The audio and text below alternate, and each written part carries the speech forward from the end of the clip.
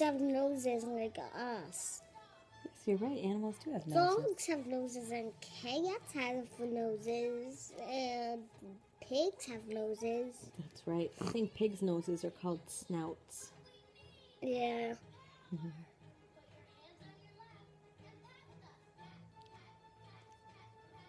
What else, baby?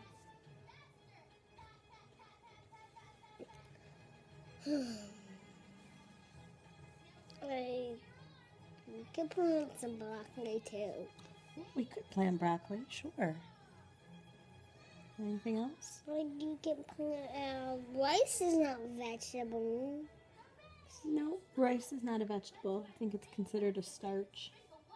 Yeah, you can plant some apple. You can do some apple. You can plant some apples too, like other vegetables.